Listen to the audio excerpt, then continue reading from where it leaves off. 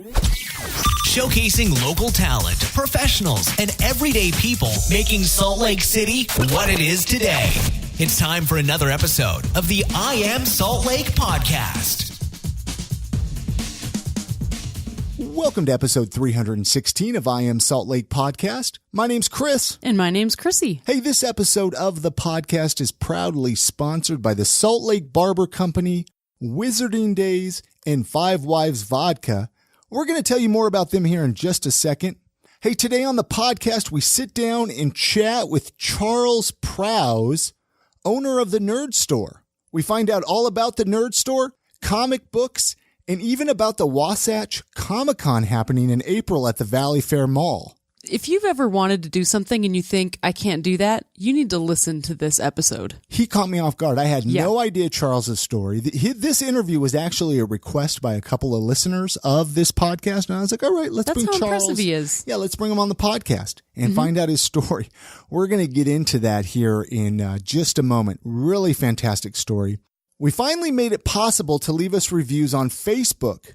I can't believe, I've had that Facebook page for now over 5 years. Never possible to leave a review until now. I didn't know you had to turn it on. So we have no reviews up there. If you head over to iamsaltlake.com/Facebook, this will send you to our Facebook page. Leave a review for the podcast. Yeah, let people know about it, you know? Yeah, and if you've already left an iTunes review, leave us a Facebook review.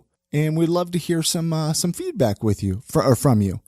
All right, with all that being said, let's jump into the conversation that we had with Charles Prows as he came over to our office and shared his story. Thank you so much for listening. Enjoy.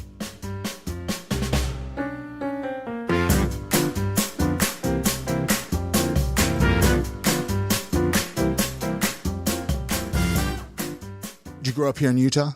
Yeah. Whereabouts here? We're rolling here, so I'm kind of. I want to find out a little bit about you as far as you as a person, like you as a person. Okay. Like, so where did you grow up? You grew up in Utah, then?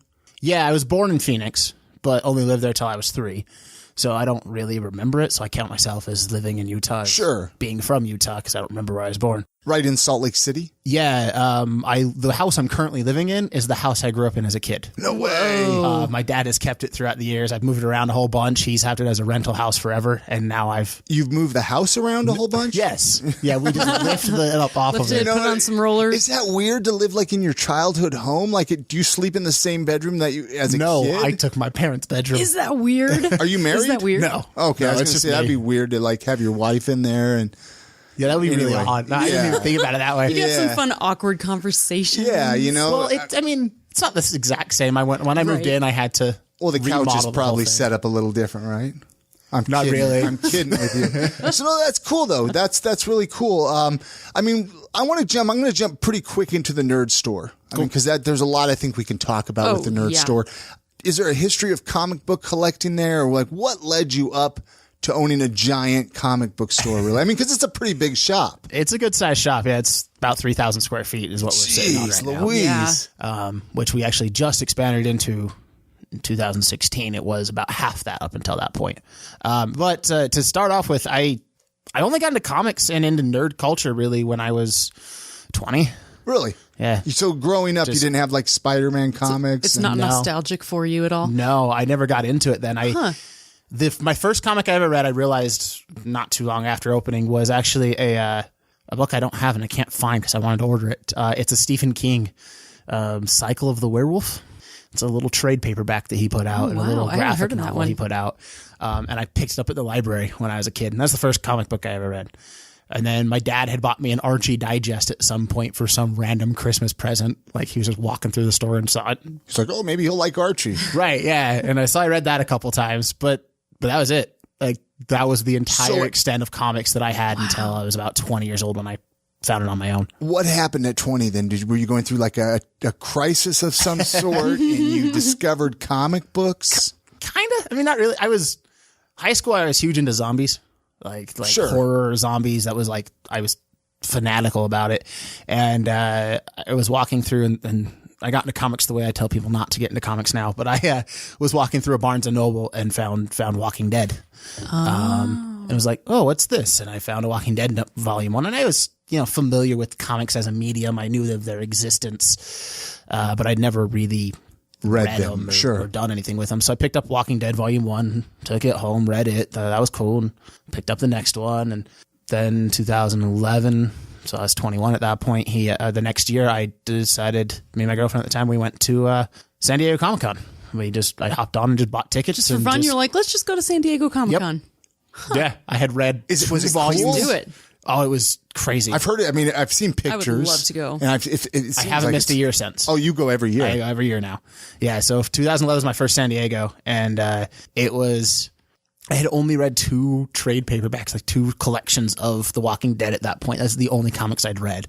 And I showed up to San Diego Comic Con, and it was an entire culture shock to me. Like, just completely overwhelming. Oh yeah, it's huge. The floor for San Diego, just the sales floor, is about a half mile long, almost a quarter mile wide. Like, that convention hall is ridiculously large. You can't stand at one end and see the other end, just from the crowd of people, and just the size of the booths are. They build booths that you literally walk upstairs to get on top of. Oh, wow.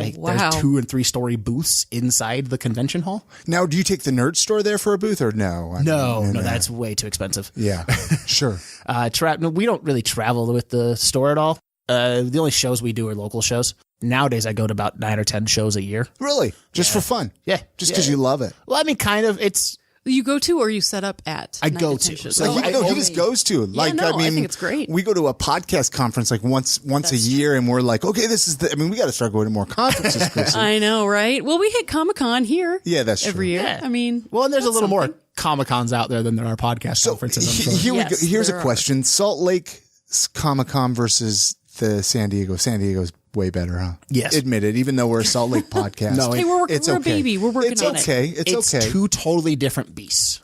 Like they run entirely different. They are entirely different shows. Well, I'm sure. Yeah, I mean, it'd be silly to say ours is better.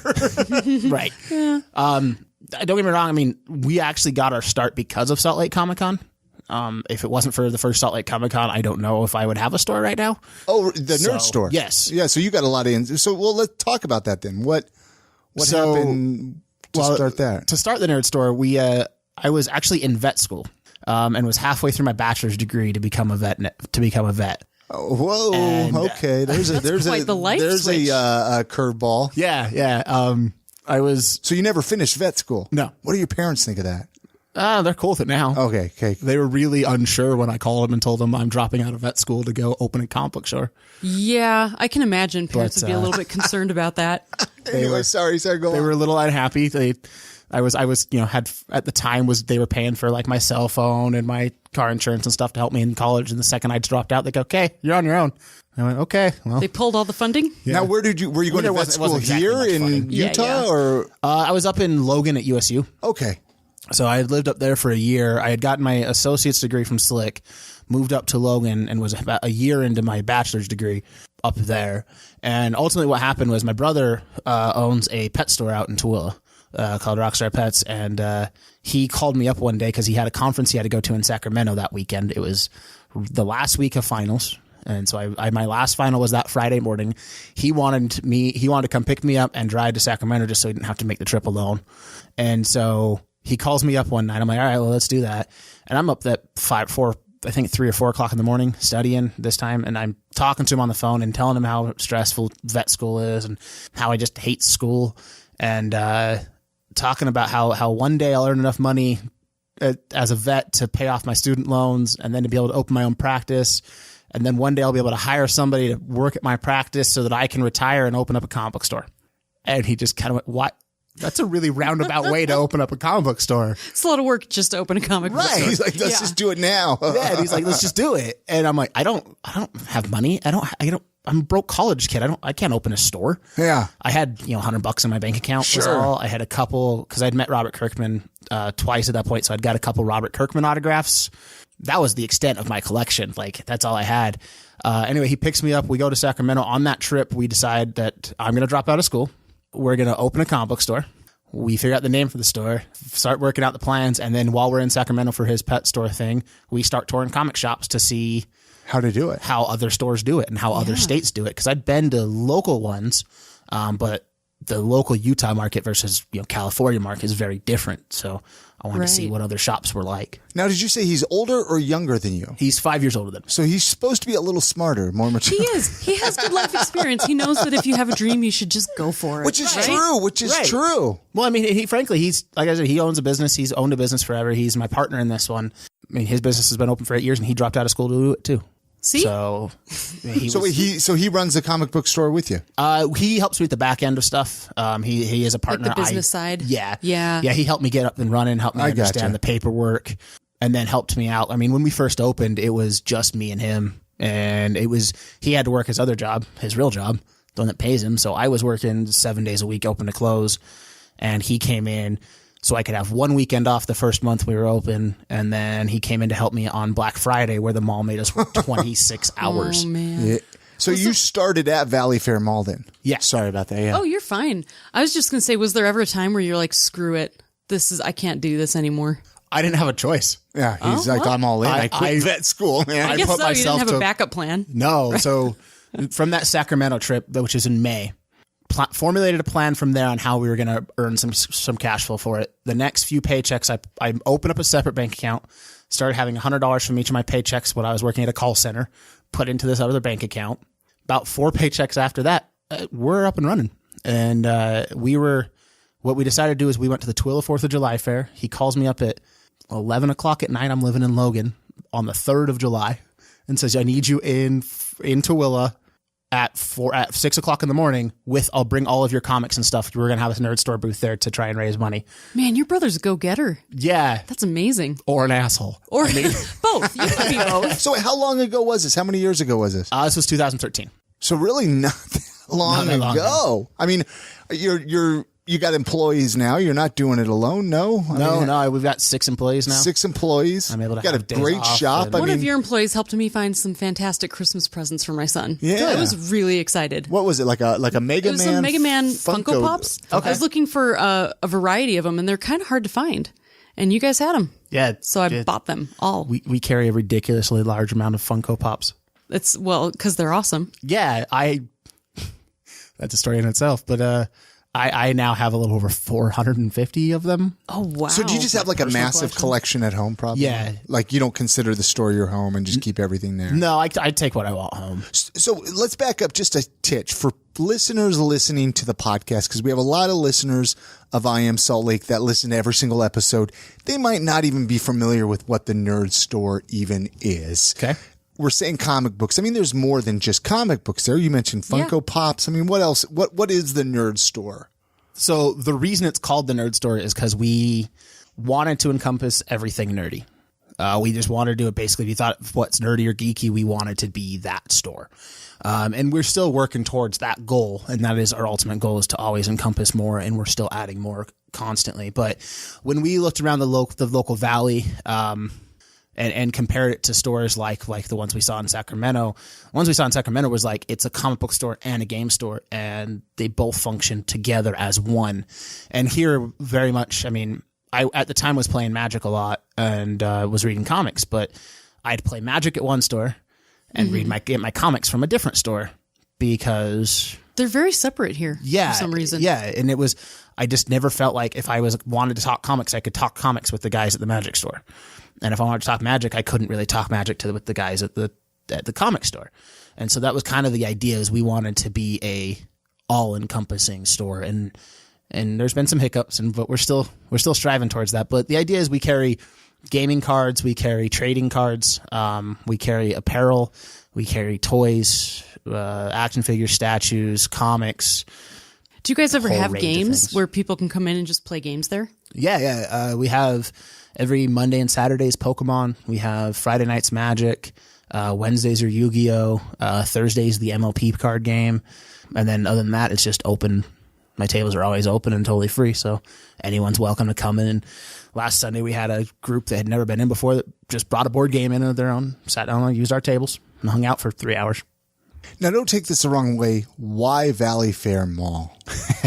Was it just crazy cheap rent?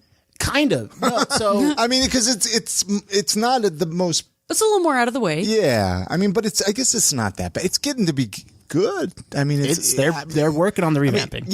I mean, you're doing all right. It was a bad mall. I will say that. I always think of the guy. I don't mean to. Am I coming across as a jerk right now? I'm sorry. No, not at all. Sorry. Have you seen Guy Seidel, the comedian? Live? I've heard him. I've never seen him. He has a joke about Valley Fair Mall. Does he? How you can't put. I'm going to butcher it so hard right now. Like, you can't stick a theater on a flea market and call it a mall.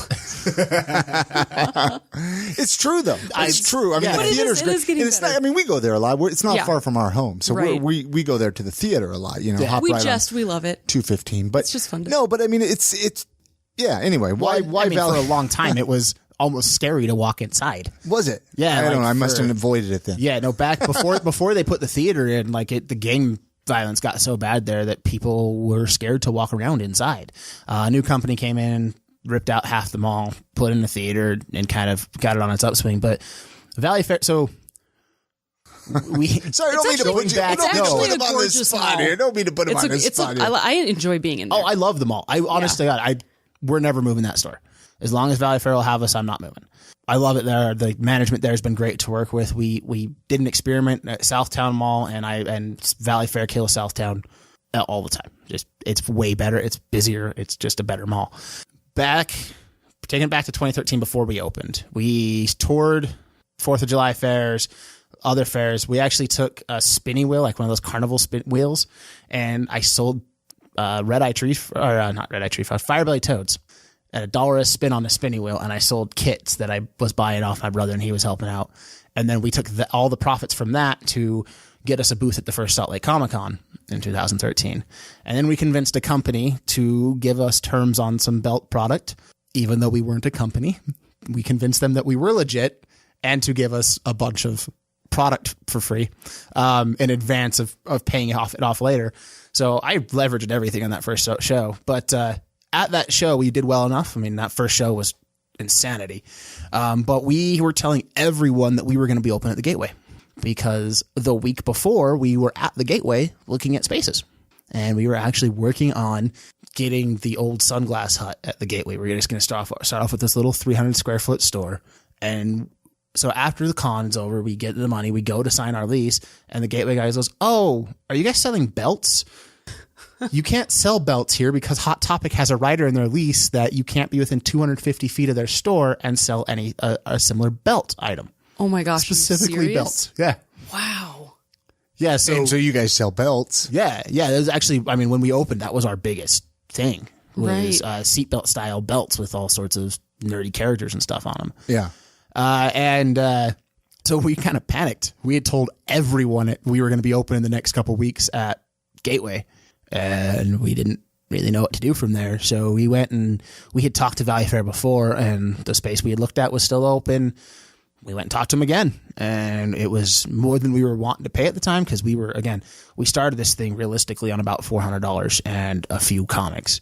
And then we just kind of said, screw it, we don't have much of a choice. And so we signed the lease, gave them the money. I spent the next month and a half in that store, next 4 weeks in that store, gutting it and painting it, and in there all day, every day by myself, and getting the shelving ready, and found photos of what our store first looked like when we opened the other day. And it's sad. You need a gallery. You need a photo gallery on your website. I do. Especially now that I found these ones, because it is just, there was one row of shelving down the center, and we had so little product because, again, we were planning on having a 300 square foot store. Mm-hmm. We instead opened with a 1,500 square foot store.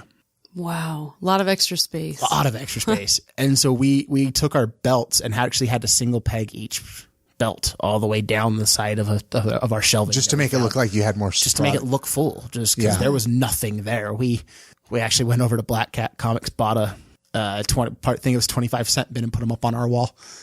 Just because we needed product. Like, sure, we had nothing. And it took a couple months to get an account with Diamond so we could actually get new products coming in. So I just had to put, go as cheap as I could and put something on the walls just so we could have something up. Where you are now versus where you started, I mean, you have a few years under your belt. What would you go back and do different? Is there one thing you would do different, or do you like the way you did everything now? Everything. You do it. Oh, God, dude, I don't know. But sometimes, I mean, half the fun is the battle, right? I mean, it's true. But I mean, okay, let's rephrase that then. What would you recommend? Like, say somebody was wanting to start a new business. What is one thing that you would recommend to them? One or two things? honest God, just don't be scared and just do it. Yeah. That's what I hear. I hear that a lot. The way that I did it is not the right way to do it. Starting with $400 and going from idea to fruition within 6 months and having no real backup plan or idea. There was actually a point in time where I lived in the back of the store for a couple of days, and then I was living in Grantsville because my friends gave me free rent, and like I was couch surfing and stuff while we were trying to make ends meet open, and took me. I lost 40 pounds. Oh, wow. Because just starvation diet does that to you. I ate 1 cup of noodle a day when we opened for the first 6 months. Yeah. And occasionally a granola bar if my brother felt nice enough. But, what kept you going then? I mean, most people would have given up, I think. Don't you think, Chrissy? Even if they're pursuing their dreams, they're just like, okay, I'm not making any money. I'm starving myself to death. Yeah.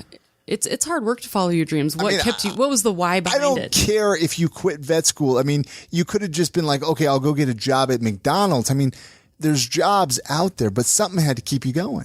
It was just what I was doing. Yeah. It was just the next thing to do. Like it was just part of who you just made a commitment and you were sticking with it. Yeah. Huh? At a certain point, it was just. Is that how you are typically though? Are you kind of like a commitment driven person? Typically, yeah. I mean, it depends on what it is, frankly. But so your brother comes in and he's like, "Screw that, let's do this." You're like, "Oh yeah, let's do that." No, I mean, a lot of it came down to just that's what I said I was going to do, and I was going to make it work. Yeah, and we were going to do whatever we needed to do to make it work. The first day we did $25. First day open, I called my brother panicking, freaking out, going, "What the hell just happened? I just spent everything I have. I've got nothing left." And you sold $25. And I sold $25. And that was first day open. 4.5 years ago?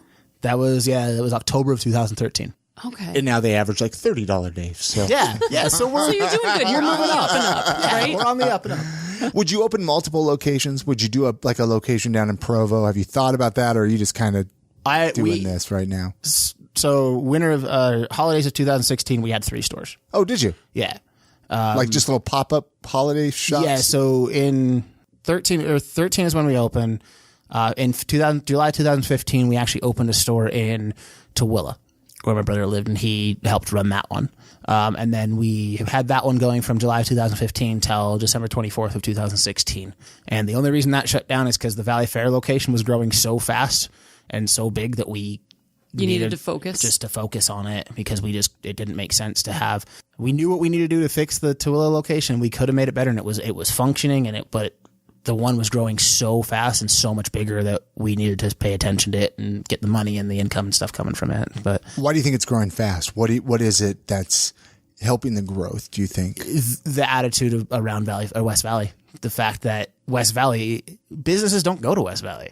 They do now, but for so long they were all scared of Valley Fair. They were all scared of West Valley. I mean, that terminology of why there, like, there's no comic book store on the west side of State Street other than us. So you have the market. You're in control. Yeah, there's a few game stores on that side, but even then there's not many. Most of that type of culture is on State or east of State, or was it especially at the time. Yeah. And so we just said, okay, we'll open up here, and it flourished. And I mean, we're still 4.5 years in. We've doubled the size of the store. We're moving on and looking at possibility of more stores. So I mean, it's a good, like you said. I mean, I haven't been there since I was there with you for Christmas. I've taken the kids there a few times. I'm not typically a comic book person. I kind of secretly wish I was. See, and I'm a toy person. I'm a toy person. I like the toys and I like the accessories, and I go there for that. Yeah. Pokemon blankets. We need to take a quick break to play a message from our sponsors really quick, but we'll play them real fast and then we'll come back. We have a bunch more questions that I want to ask Charles here, so hang tight. We'll be right back.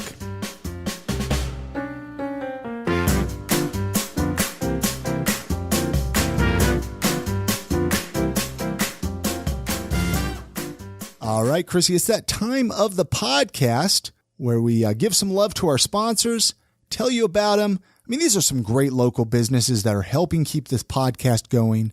So please support them, everything that they have going on, because when you support them, you're supporting the podcast. Hey, this episode of the podcast is proudly sponsored by the Salt Lake Barber Company. This is where I go to get my haircuts. Isaac does a bang-up job. Oh, man, when you come home, this is delicious. Oh, I love getting my beard trimmed over there. Yeah. Haircuts. Yeah. Their address is 10 East and 800 South, right on the corner of 8th and Main in the central 9th district of downtown Salt Lake City. Services offered there. They have the haircuts, beard trims, straight razor shaves. And they're a true community barbershop. They focus on providing the best work environment possible and allowing the barbers to always provide the highest quality experience while you're in the chair. They do take walk-ins if they're available. You are guaranteed an appointment if you book it online by going to saltlakebarberco.com. Again, that's www.saltlakebarberco.com. What's really cool about that is you can select your barber. You can, select what you need, a haircut, beard trim, whatever. And you can work it into your schedule. It's such a hassle to call a barbershop or, for me, a salon, and have to try to find times and talk to people. And what's cool about it is you just go online and that time's going to work. You don't have to even talk to anybody. I know. It's great. Again, that's saltlakebarberco.com. They offer straight razor shaves, beard trims, haircuts. They even offer a professional drop-off shoe shine service that you might want to check out if you need your shoe shined. They have a steam towel and shave. It's included with every cut.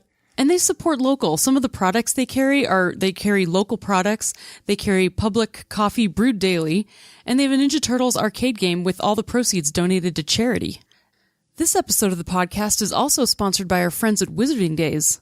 Wizarding Days is a 2-day fantasy event that brings art and science together, and it's great for all ages. It's happening February 23rd and 24th at the Mountain America Expo Center, which is formerly Southtown Expo Center, for those of you that might know that location. I love that they focus on fantasy, literacy, STEM, and education. If you like Harry Potter, Lord of the Rings, The Lion, the Witch, and the Wardrobe, and traveling down the rabbit hole to Wonderland, you're going to really love this event. There's free games, quests, and LARPing that could take the entire day to conquer. Check out their creative and unique vendors, amazing artists, handcrafted wares, fantasy authors, live entertainment, 20 hours of classes and workshops that explore writing, art, science and fantasy, magic, and music. There's free crafts. There's a beard competition. Which I think I need to enter into, Chrissy. Absolutely. Living art cosplay exhibition. Maker's Market, Butterbeer Book Exchange, Trading Post, a 10-foot wardrobe from Narnia, a 12-foot Stonehenge, Wonderland, and so much more. What day are we going, Chrissy? Both days. Let's do it. Hey, tell everybody where they can go to get tickets. You need to go get tickets at wizardingdays.com. That's days with a Z. Hey, this episode of the podcast is also proudly sponsored by Five Wives Vodka. If you haven't tried out this delicious local vodka yet, you're missing out. They actually have 3 different flavors that you could try out.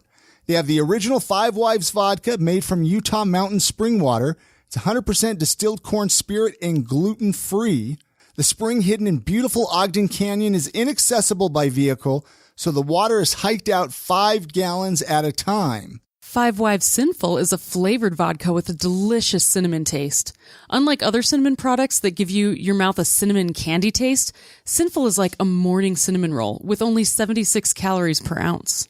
There's also the Five Wives Heavenly, which is a flavored vodka with a delicious vanilla taste. Heavenly's rich, buttery vanilla flavor comes through without coating your taste buds with sugar, and this results in more vanilla and less calories. Our friends at Ogden's Own Distillery are the masterminds behind Five Wives Vodka, and they have some other delicious liquors that you need to try out that are on sale this month at your local DABC, which is the Madame Patarini, Underground, and Porter's Apple, which actually you picked some up yesterday. Oh, I sure did. I went and picked up some Porter's Apple yesterday, and I am so excited to go home and have some. All are $3 off for the month of February, so you don't want to miss out on this deal. All at your local DABC. Go check them out. And support Five Wives Vodka because there are awesome sponsors of this podcast.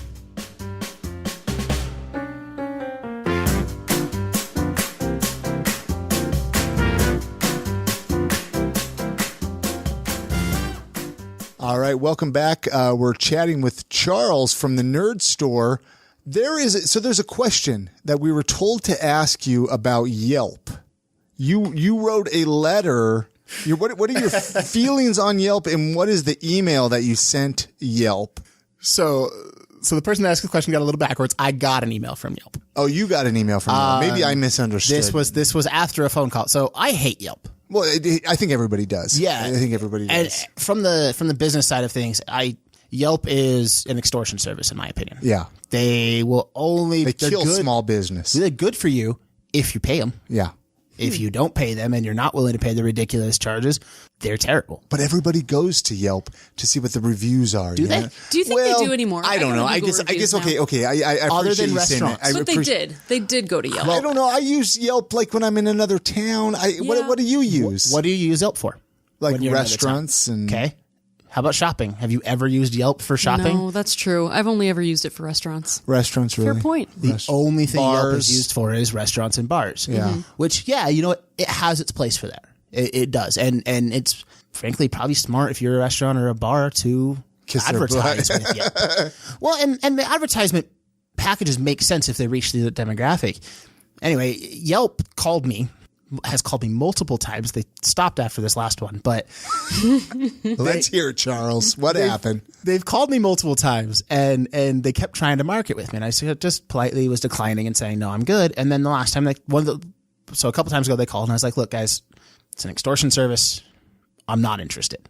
So a couple weeks later, the manager calls from Yelp, when that guy's boss called and was just like ready to tell me to get me on Yelp and convince me that I'm wrong. And so he starts telling me all this stuff. And I told him, look, you have to pay all of the good reviews on our site. Not all of them, but you've hidden multiple 5-star reviews. Really? And yeah. Well, they do that with everybody. Yeah. What? Are you serious? They claim that it's a system based on the activity of the user to make sure it's protecting the business from false claims. But users that are some of the 5-star reviews I saw were from users who had multiple reviews across the thing. And one of the 3-star reviews I saw was a user who had 2 reviews. So I'm not really sure. So it's not adding up. Yeah, it didn't work. It didn't add up to me. And then I also said, look, advertising with Yelp is not for us. It's where you go for restaurants. I'm not a restaurant. People don't look at comic book stores on Yelp and care about what the Yelp reviews say. They're going to look at us up. The very worst, they're going to look us up on Google and just Google Maps it and say, hey, where's comic book stores near me? And then they'll pay attention to the Google ratings. They're not going to go check to see what comic book stores are near them and then type that into Yelp and check to see what the rating is. I mean, you might get one here and there, but yeah, you're not going to get a huge pull from Yelp. Yeah. Right. And so the manager calls me, and he called me on a day where I happened to be especially argumentative, which happens. Those are the best days. Oh, they're great.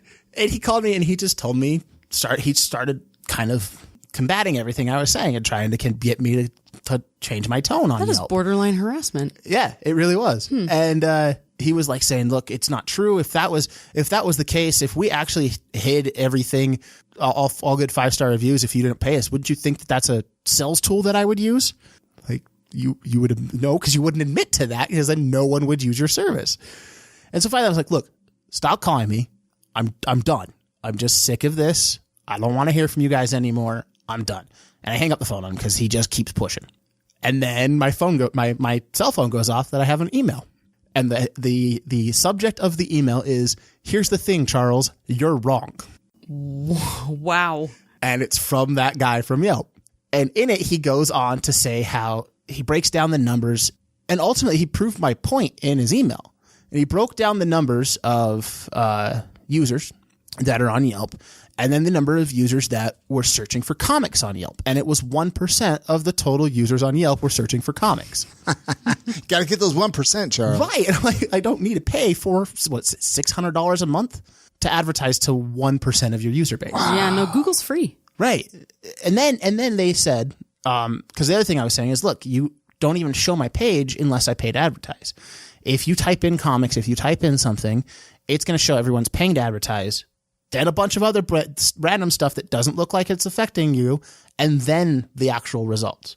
So if you pay attention on Yelp and you type in like comics, it'll show a couple comic stores, and then they have that scrolling like ad thing on the cell phone that's got other ads, and then the actual listings for everyone that's not paying. Wow. And I'm like, look, you're not gonna, unless I pay you, you don't show me, and I don't really feel like that's a good service. That's extortion. Right. And so he tells me that he gives me the numbers. I break down the numbers and I start laughing because it's like 1.3% of the total users are searching for comics. And he goes, and of those, and I mean, granted, it was like 1,000 or 2,000 people because Yelp's user base is rather large, but I'm like, okay. And he goes, and of those people only, it was like 300 people saw your page. And I'm like, yeah, it's because I didn't pay you, which is exactly what I claimed. So the email just laid out all of the things that and was like really, really argumentative and aggressive towards me and telling me that I was wrong. And when I broke down the numbers, it just proved my points to him. Wow. And I kept meaning to sit down and write an email back saying that. But at that point I was just laughing and I just... Yelp is the point where you got to stop arguing with idiots. Yelp is kind of a sketchy business. I knew a person, we're just going to leave it there, locally here that would leave bad reviews on restaurants and then contact them and say, I'll switch it if you give me a free meal. Yeah. And it's, I mean, it's some sketchy, a lot of people. And the thing is that makes or breaks a lot of businesses. Yeah, it really is. It's a huge so impact. it's like, you'll fix the 1 star. You'll give me 5 stars. Okay. You can come in and get a free dinner. That's horrible. I have a problem with the whole review system in general because of that. Yeah. It's so easy to just send a bad review because you want to do something or you want to get something or how you often have a personal vendetta. Do you read? I read reviews on like Amazon all the time and they're bad. And so you kind of wonder, you're like, is this a bad product? Well, and here's the worst part is I know the review system is obviously flawed, but we still go to it. We still read it. We still believe what we read. Because there's nothing else there. Yeah, I guess so. There's no other system taking over. I mean, the thing is with Yelp is, again, for my industry, I didn't get a whole lot of reviews on there. I get why you... I think we're like a 4.5 on Yelp. It's pretty good. I'd still shop with you then. But it's not... I'm kidding. It's not great, but it's only like 4 reviews. Yeah. Now, if you go to our Facebook, we have like 500 reviews and we're at a 4.8. And if you go to Google, we're at a 4.7 or 4.6 or something like that, and it's... even reviews. Facebook, people are going to search more for comic books on Facebook versus Yelp. I mean, all the time. I mean, you're visiting, you're going to go, if I was going to go visit a town in California and I'm a comic book nerd, I might type in comic books. Because you're already on there and that's where you're connecting with people and things. Yeah, exactly. Yelp, you have to kind of go out of your way. But hey, you do a podcast. Yeah, let's hear it. Because we're on a podcast. We got a lot to talk about. Let's get past Yelp here, right? So, what's your podcast? It's called the Nerd Dome Podcast. Did you start it because of the Nerd Store? I mean, was that kind of an inspiration? You're like, let's do a podcast to advertise. You have over 100 episodes. Yeah, we've been going for a while. That's what started off as a Google Hangout thing that we'd all sit in our basement and video chat over Google Hangout and record it right there. And then we put it up to YouTube because we didn't know what we were doing. And so that went for a little while. And then we adapted it to a video podcast when I moved out to Salt Lake. And then that one went for a little while. And then we rebranded and rebooted into an actual podcast. And then that one's been at the 100 episodes, 100 and something. I don't know. And people can find it on all the podcast players and iTunes. Pretty much anywhere you find your podcast. Yeah. So if you're listening to this one, then what, Nerd Dome you said? Nerd Dome Podcast. What's it about? We just talk about nerdy stuff. We cover enough. nerdy news. We do the format's kind of like the first half's going to be news and tangents because I tend to take it on tangents and mess with the host, which is Luke, which is my buddy who actually helped me start it. And then we have a topic and we try to stay focused on the topic on the back end. That started because my buddy customer at the time just came in, was bullshitting with me for a while, started talking about how he wanted to start a podcast and he had it and was like, oh, I'm going to get a podcast going with my buddy. We'd love to have you on. I'm like, cool, let's do that. And then after about a month or so, he's like, all right, well, that's not happening. Do you want to just start a podcast? And I was like, sure. And so we just kind of went from there. And like, he would just come in. He works around the corner, so he'd come in every day for his lunch break. And we hung out for a couple months. And then we just kind of started the podcast from there. Like, it was never an intent when we opened the store to start a podcast to go with the store. But it goes well together. Yeah. I'm sure. For sure. It definitely does, because you can follow the trends and talk about them and, you know, talk about what's direct happening. People back to the comic book store. Yeah, we do. You sell comic books online too, right? Like people can order them from the website? So we're just barely, I'm really not technologically savvy and my brother's worse. So we're just barely breaking into that stuff. Like we do a bunch of exclusive covers. like store exclusives where we can contact them. We're the only store that you can get that cover at. All of those are available on our website, and that's usually all we leave it at. I want to focus. I've got some things I got to fix in store, and I want to focus on making sure the store is the best it can be before I try and branch into another medium that I don't. It's a smart really move. know. If you wear yourself too thin, then everything kind of it all kind of falls down. apart, and it's never Right. all there. So yeah, we do have a website. You can find all of our exclusives and stuff on the website, and the podcast helps. I mean, we obviously every time I'm on the podcast, I plug the store and whatever new events and stuff that are coming up. And we did our 100th episode podcast at the store, which was fun. But the podcast is really just an hour a week that I get to sit down with my friends and just relax and just bullshit with them about whatever we want to talk about that day. And that's how it is with me with Chrissy. Yeah. Like I love it. It's like, hey, I can come here once a week, sit down and hang out with my wife. Yeah. And you can't argue on a podcast. Right? Yeah. Well, I mean, we've gotten close a couple of times. Oh, it's true. But that makes it fun. I want to get into the Wasatch Comic Con that you're doing. Yeah. I mean, what is it? It's a big title you're taking on there, right? Wasatch Comic Con. We were just talking about San Diego Comic Con. Right. So Wasatch is, going back to the San Diego versus Salt Lake, one of the things Salt Lake does that does really well is celebrities. Like that's where you go, you get to meet your celebrities. I've never cared. I have never been. You didn't care about Dick Van Dyke? Not even a little bit. Oh man, I cared about Dick Van Dyke. I'm a huge Star Wars nerd, and I didn't really care that much when Mark Hamill came. But if they had brought Abrams or if they brought Rian Johnson, I'd be freaking out a little more because they're the guys that Mark Hamill's the guy on screen. Sure, you enjoy the people behind the stuff. Yeah, and so a lot of the shows I go to, Amazing Las Vegas, Emerald City, all the other Comic Cons I go to, they're comic focused, and so that's kind of one of the things that we thought was a little bit lacking when we would go to Salt Lake Comic Con. Is frankly, they don't do a whole lot of comic book creators. They spend most of their time in focus, which is great for those that care about the celebrities. That they got a place for it. Me and my brother, we don't. And we really want to meet comic creators. And so we decided to do our own. Yeah. And this one is kind of unique. We actually partnered with Valley Fair Mall. So it's going to be, we're basically turning the mall into a convention center for 2 days. So you're going to have general traffic there as well, but we're working with them to take some of their empty stores and kind of renovate them for the day to become a convention center. And because we have no facilities fees, because the mall's helping us out, it's a completely free to attend convention. I'll be there. Yeah, man. So it's completely free to attend. We do have some VIP packages and stuff because even though we have no facility fees, the guests to bring in comic people, it still costs money. We still have to pay for their airfare. Sometimes some of them charge appearance fees, stuff like that. So you still have a lot of overhead. Yeah, there's still some money that goes into it. But we're gonna have the idea behind it is it's free to attend. It gives everyone a chance to meet comic people. And it's creator only. So we're not going to go after celebrities. We're not going to be doing big celebrity stuff. That's what you're into. Sorry. Yeah. But this year we've got Kevin Eastman, who's the creator of the Ninja Turtles. Which will be there. Awesome. You saw that, Chrissy, and she about crapped her pants. I actually freaked out when I saw the Teenage Mutant Ninja Turtle VIP pass. Yeah. I am a huge fan. Awesome. Huge. We also have coming up something else that we haven't announced yet. We're still working the details on, but make sure you follow us on Facebook and our website because just make the announcement more now, and we'll. I love this because I'm kidding. I don't want to put you on the spot. No, I love it that you're getting the brains behind all of the cool stuff that's being made. People don't focus on that enough. It's really cool. I think people would get more out of meeting the actual creators. Yeah, it's a lot cooler, and especially we're going for more of an intimate feel. I mean, obviously we're in a mall. We're not going to be able to pack it like this, like you can in the Salt Palace. So you're going to be able to go up to these creators and these people who create the things that you've loved your whole life and talk to them and have an actual conversation. You go up to meet the celebrities and it's here, sign this, okay, bye. Yeah. I mean, even when it was Stan Lee, like I've met Stan Lee a few times. I still don't feel like I've met Stan Lee. Like it's a matter of here, sign this, okay, bye. And it's cattle through a shoot. But at smaller shows like this, or creator focused shows, they're always happy to talk about their work.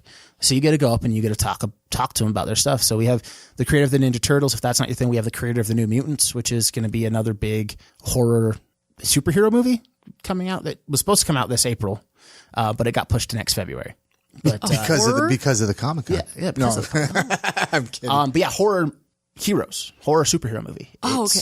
It takes place in the X-Men universe. So the New Mutants, and it's going to be a very kind of a horror base, but we have the creator, the original creator artist of the New Mutants that's going to be there. We have somebody who's worked on Harley Quinn for the biggest run that Harley's ever had, Chad Harden, who's also a local. He'll be at the show. Somebody who's worked on Tomb Raider, who's also a local, which is Philip Seavey. He'll be there. We had a whole bunch of. Yeah, you have our friend Thomas Estrada. Thomas Estrada's going to be there. He's actually done. He's come on I Am Salt Lake, and he did a really cool little portrait of Chrissy and I that we actually used at her wedding. It's pretty funny. He surprised us with it one time.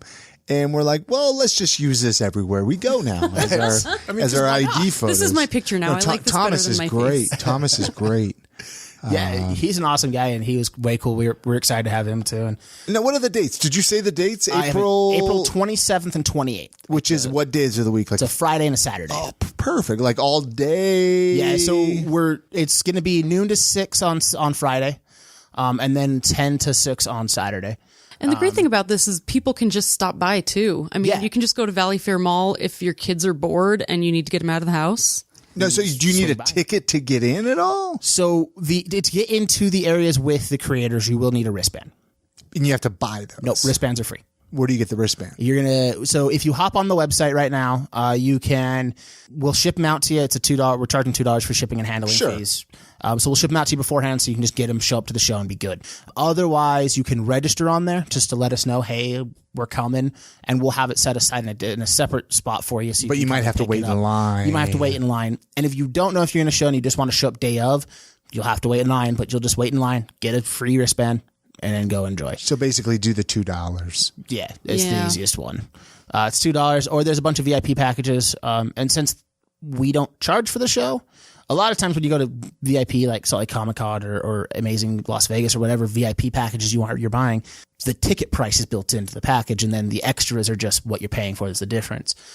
So our VIP, because there is no ticket price, we tried to build a package that was you're getting more than your value in retail product. So if you like the product, like for the TMNT one, if you like TMNT, you're going to get a whole lot of really cool TMNT stuff that's going to value at or above the price of the package.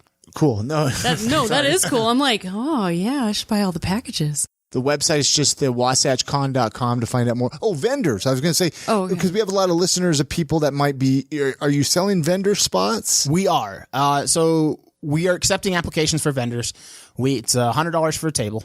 So it's not expensive, and it's going to be, we're still working on the layout, but we're thinking vendors are going to be not needed a wristband. They're not going to be hidden behind a wristband lock. So you're going to be out in just the mall. So you're going to get both con traffic and regular everyday traffic. That's a cheap mall spot too. I mean, that's a great deal. And that's for both days. Yes. That's not And you're going to have all. some live entertainment, right? We are, yeah. We're working on, Nerd Dome podcast. We're going to be there, obviously having a live podcast. Another buddy of mine, the Fandom Podcast, is going to be there doing a live podcast. And we have a few other ones that we're working on. We're going to have an entertainment stage, but it is a con. So we are working with the theater. We are going to have panel rooms.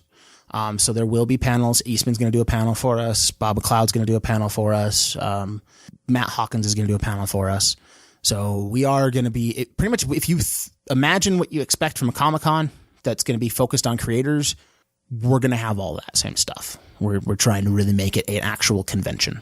I think it's cool. Hopefully the word gets out. I mean, April's going to be here soon enough. Yeah, I mean, hopefully everybody hears about it, and I'll definitely push the message out to my outlets for it. But kind of shift gears a little bit. Let's talk Salt Lake City for a little bit. As far as, like, say somebody's visiting the area for a day or two. I ask this on every episode. If somebody's visiting, what would you tell them to go do or check out? Things in the area, buildings, areas of town. I've had people say hiking, camping, whatever. What would Charles tell? The nerd store. Obviously. Yeah, the nerd. You got to go to the nerd store. My life has lived at the nerd store and at my house. Sure. And has been for 5 years. Okay. So I don't know, man. No, that's fair enough. I don't get out. Like, the things I used to, I mean, skiing, hiking. Do you ski much anymore? Nerd store, man. I really do. I miss it. You need a day off. I get them, and then it's just a matter of, okay, well, I haven't had an actual day off. That's when you sleep. Right. Yeah. Sleep or laundry. Today was technically a day off, but I spent an hour and a half in the store anyway. Do you get nervous when you leave the store, like as far as trusting your employees, or do you got a pretty good group of people I there? did for a while. Yeah, because I think I'd get nervous, man. Like if I had it's always employees. hard when you work so hard to build something up and you can't watch what's happening. There's just some kind of anxiety that creeps in. Yeah, there's a certain point you have to let go. Yeah, and just for allow sure. it to happen. You got to stop being a helicopter parent with your business. Exactly. Yeah. But I mean, no, I don't anymore. I mean, I've got a crew in there that is solid, and they just get better. And their family now, probably at this point. Yeah. Huh? I mean, most of them have been there. Newest guy just started today, but most of them have been there for at least a year or more. At this point, they all know what's going on. They all know how to handle things if anything comes up. So yeah, I travel. I mean, I'm out of state 10 to 12 weeks a year. So if I was scared of what's happening at the store, I would not travel that much. What about favorite local eating spots? Probably places around the mall there, right? Little In-N-Out Burger right there. Right. The food court a lot is of a great Red Robin. place. Red Robin, man, it's been wild. The burgers. I remember the burgers. And then that peach lemonade. Was it like a peach or a strawberry lemonade? I'm lame, man. I just get water. Oh, you just water. Water or beer. That's about water or That's beer. about all I drink. And then Bohemian. Bohemian's I love good. Bohemian. Yeah, man. That's one of my Is there anything you would change about the area? Or anything you would change about Salt Lake City? I mean, I don't know. These are standard questions I ask on the show. It's all, it's Better fair. air. Better air. I like that. That's about where I would go with that. What do you think? Is there a common misconception that you think there is of Salt Lake? Yeah. Not everyone's Mormon. Yeah. No, it's not a super religious area. Like you don't have to be Mormon forget or super sometimes. religious to show up here. Also, Mormons don't have horns. That's not actually a thing. What are you talking about? What do you think? You know what? I grew up in Wisconsin, right? And people would ask me that on the bus going to school. You have horns. Where are your horns? Nope. That's that's legitimately a thing. I've heard multiple. I got a state. They're like, I leave the state. I tell people I'm from Utah. Instantly, it's, are you Mormon? And do Mormons have horns? Like those are the two. And are they allowed to own swimming pools? Have you had that one? I have not. Oh man, I heard you're not allowed to own swimming pools. What are your top 3 all-time favorite movies? Do you have a top 3? 3 most recent are going to be Baby Driver. I want to say Last Jedi or possibly Rogue One. Either one of them. And then Birdman. Okay. Those are the most recent ones that I can remember. I'm sure I'm missing a bunch. I bet you see movies all the time right there being at Valley Fair. I do. I did. With con coming up and travel and stuff, I don't get to see as many movies as I want right now. But usually I'm there about once a week. If you could do a Skype call with any living person, who would it be? Stan Lee or Greg Rucka. That'd be pretty awesome. Mm-hmm. Like 2 idols of mine in the industry. Nope, Kevin Smith. Kevin Smith. We went to a podcast conference a couple of years ago in Chicago that Kevin Smith was at. Yeah. It was really cool. Kevin is a huge inspiration. Kevin's actually, my brother used, on that phone call I called him, and when he called me to do the Sacramento trip, and I was telling him all that stuff, and I told him I don't have money for a comic book store. He told me Kevin Smith sold all of his stuff and maxed out his credit cards so that he could so that he could make Clerks. And I was like, it's true. Actually, Kevin Smith is very inspiring. Yeah. I was amazed by his speech. He offended a lot of people by saying fuck a lot, but you know. That happens. Do you listen to his podcast? Occasionally, yeah. Yeah, I need to listen to more of them. But anything else you want to ask him, Chrissy, why we have Charles here today? I guess we can run down the list of website addresses and how people find you. And so the website's nerdstoreutah.com, wasatchcon.com, thenerddomepodcast.com, and no, none of them link. They probably should. But Facebook page at the Nerd Dome Podcast, Nerdstore, or facebook.com/nerdstoreut, and facebook.com/wasatchcon. And I'm sure there's a Twitter, but I don't use it. And I'll put all these links at iamsaltlake.com with this episode too. So if you're driving right now and you're trying to get that pencil out and you're writing it down, you're like, oh, slower, Charles. I need to get this down. No, I want to do it, and I would love to do some podcast stuff at Wasatch Con. You know what I mean? We'd love to have you. And we could tell our listeners more about that later. We can even chat off air. Can you give our listeners one piece of advice on your way out? Just a life piece of advice. Come on, give us something grand. If there's something you've always wanted to do it. Stop thinking about it. I think this whole episode is one giant life advice. I mean, here's a guy, he was going to vet school. Yeah, you just made shit happen. All of a sudden switched his thing to selling I think it's incredible. Comic books. Yeah, I've never felt more at home. This was never a dream. This was never a goal. It was just the next thing that came up. Where do you see this in 5 years? 3 or 4 stores. 3 or 4 stores. And hopefully a fully functioning con. I love it. Yeah. I love it. You're an inspiration to me, definitely, Charles. Thank you so much for coming and doing the podcast. Anything else, Chrissy? That's it. I'm good. All right, buddy. Hey, thanks for coming. Thanks so much. You good, Charles? We good? Yeah, I'm good. All right. Anything else? Okay. All right. Thanks so much, Charles. Thank you. All right. Many thanks again to Charles Prows from the Nerd Store for coming on this episode and sharing his story. All of the links to get in touch with him and connect with the Nerd Store and their address, all of that good stuff's going to be at iamsaltlake.com/316 for episode 316. I'm excited about the Wasatch Comic Con, Chrissy. It sounds like a lot of fun. And I'm not typically, you guys know me, I'm not a comic book freak by any means, but this just sounds like something different and unique. I mean, the fact they're doing it at Valley Fair Mall. I think that's really cool. He's bringing life to the Valley Fair Mall again and really, rejuvenating it. And I'm sure it could be a really cool mall. Don't get me wrong. Don't get me. I know we poke mall. fun at it. Right. But it's a beautiful mall. There's a lot of wasted space there. Mm-hmm. There's a lot of really cool things over there. Head on over there. Stop by the Nerd Store. Tell Charles, say, hey, I listened to you on I Am Salt Lake podcast. Tell him to give you a high five. And we talked about it. I don't know if we talked about it in this interview. I can't remember exactly at what point, but we talked to Charles about us doing some podcast recording at Wasatch Comic Con. Yeah. Which I'm really hoping that we do some recording there. Yeah, that would be really fun. Hey, we forgot last week, Chrissy. Last week, we forgot to give some love to our Patreon supporters. But we never forget to give them love in our heart every day. I think about them every day. I'm like, wow, there's people out there. I mean, between our sponsors and between our Patreon supporters, behind, also the one-time donations of people. I mean, I get, all kinds of good feels. I get the warm fuzzies. These guys are awesome. Hey, let's run down this list here, though, of Patreon supporters. I want to give some love here to, and I'm sorry if I'm butchering any last names here, but I'm going to try to say their last name so I'm not just saying like John and Ryan, but John Miller, Ryan Prince, Riley Padilla, Zach Shutt, Brandon Hill, Mountain Standard Time Marketing, Will Dugdale, Jared Aguilar, Brittany Hemingway, Jeff Hadfield, Michael Beck, Eric Tomorrow, Max Allen, Jeff Hatt, Kevin Lindstrom, John and Nikki from over in New Zealand, our New Zealand Kiwi friends, Three Irons SLC, and then we have Alex Santee, which was actually, he was one of the ones that told us to bring Charles on the podcast. Yeah. Alan Martindale, Sana, Zell Lee from, she does the butterfly jewelry, Dirt in Your Skirt podcast, Christopher Heiser and Jay Chambers. That's a heck of a list, Chris. Yeah, it is. Hey, if you guys want to support our Patreon, just go to patreon.com/IamSaltLake. And I mean, as little as $1. It's basically like an ongoing Kickstarter that you can help keep the show moving forward. You can also go to just iamsaltlake.com, and there's like a Patreon or a PayPal button up there if you want to make like a one-time donation. Yeah. A lot of people are like, hey, I'll throw $10 over your way one time.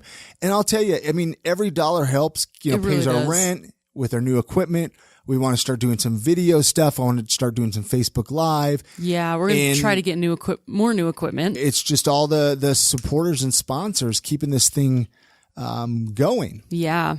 Hey, I want to make a comment here really quick, Chrissy. This actually happened this afternoon recording. I got a message from a guy on Facebook. I'm not going to disclose who it was. It was a bit negative about the podcast. And he's like, hey, what gives you the right to say you are Salt Lake City? Mm-hmm. And, to be honest with you, that's not the purpose of this podcast. I am Salt Lake is everybody that comes on the podcast. I never said I am Salt Lake. Right. It's everybody who comes of Salt Lake. Salt Lake is Salt Lake. Like on this episode, Charles Prows is Salt Lake City. Mm-hmm. And he was very attacking. And then he's saying that our podcast is one-sided. Yeah. Oh, and shitty. Yeah. Well, yeah. Can't forget that. And it's hard because, it is. I realize there's going to be haters out there. Mm-hmm. And to be honest with you, haters it makes you say, hey, you know what? Obviously this podcast is resonating with somebody. The reason I wanted to bring this up is because I don't want multiple people thinking I'm running around saying, well, I'm Salt Lake City. Right. I'm the ambassador of Salt Lake City. No, everybody who comes on this podcast is Salt Lake. That's why the name was there. I thought everybody knew that. I know. It's kind of it's interesting because a lot of people don't realize that is the purpose behind it. And you make such a conscious effort to bring real people, like real people from Salt Lake who don't get to share their story. They are Salt Lake. Think of all the people. I mean, the Buzzed Coffee Truck, Jay Looney from the Chow Truck, Zell Lee from the Butterfly Jewelry. I mean, they are Salt Lake. Right. Exactly. They're building the community that we live in. So I just wanted to bring that up really quick. We love to hear from listeners. I love to hear, negative and positive. I realize we can't please everybody. Absolutely. But anyway, hey, that's going to do it for this episode, Chrissy. I want to give thanks to our show sponsors, Five Wives Vodka, Wizarding Days, and the Salt Lake Barber Company. Seriously, support these awesome local companies. They're doing a lot for the podcast, helping the podcast, our Patreon supporters, any of their businesses or companies that they're involved in.